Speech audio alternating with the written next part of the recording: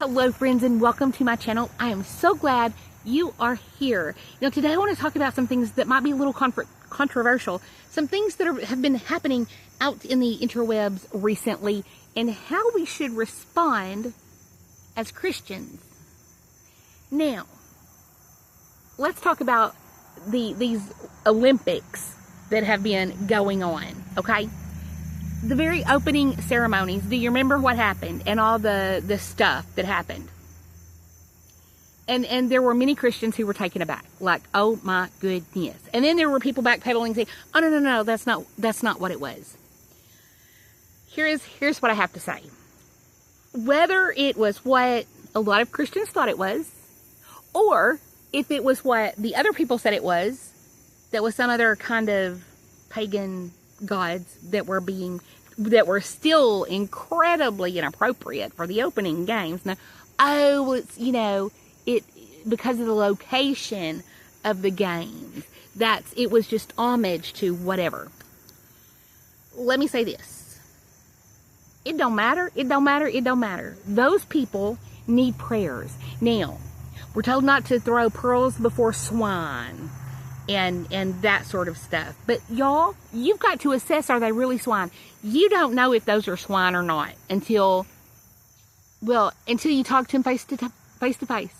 And since that's probably not going to happen, you just need to pray for them, pray for their souls.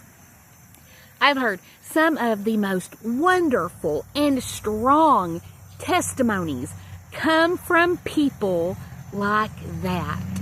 There is a woman, I can't remember her first name. Her last name, I believe, is Butterfield. And she was a lesbian activist in New York. And now she is a Christian, straight, married, wonderful proponent of Christian hospitality. And it all started when someone was hospitable to her and accepted her in a loving manner and didn't try to push Christianity on her.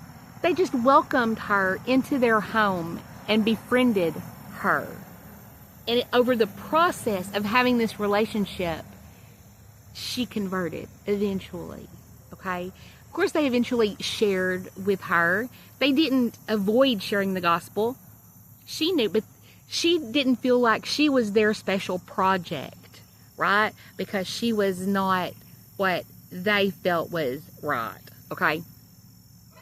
And so there are so many wonderful testimonies. Another testimony that I've heard that is just, it will bring you to tears, is a man who was from the Middle East, was not a Christian, was very much an opponent of Christianity and Christians.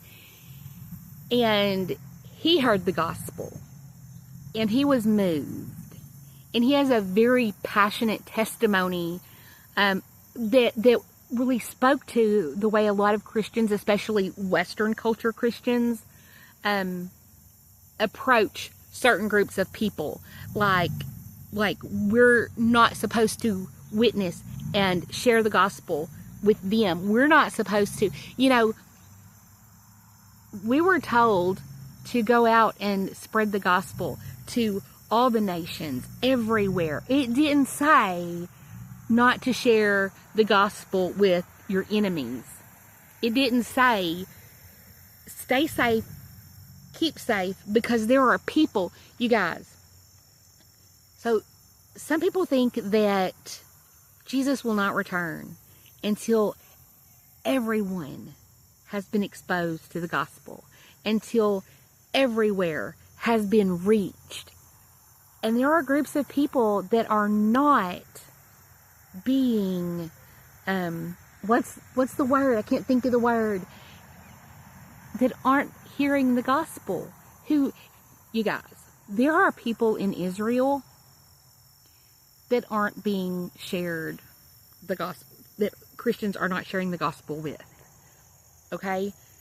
There are people who don't believe in Jesus that are needing prayer, not because they've never heard of Jesus, but because they don't understand how Jesus is the Jesus of the Old Testament. They may believe in the Old Testament, but not believe in Jesus. They need our prayers. Sometimes we just think, yeah, they got their own thing. We're kind of the same, but we're not. They need Jesus. Other people have other gods, and I don't even know that you would call them gods. Other schools of thought. They need Jesus. And so today I just want to tell you, we all need Jesus. And think of who you might be able to talk to about Jesus that may not be the person that you expect to talk to about Jesus. Who are the people that we can pray for? You know, there are people who are very confused, whether it's the performances that they put on, or promote, or support, or think is okay, and just the ones who like to offend Christians. You know, if someone just likes to offend Christians, and they're going to argue with you if you try to share, if they try to call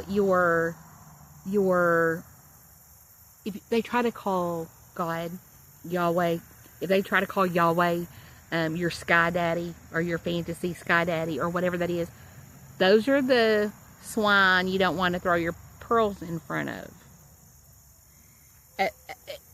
It doesn't mean that you can't inadvertently share the gospel to them.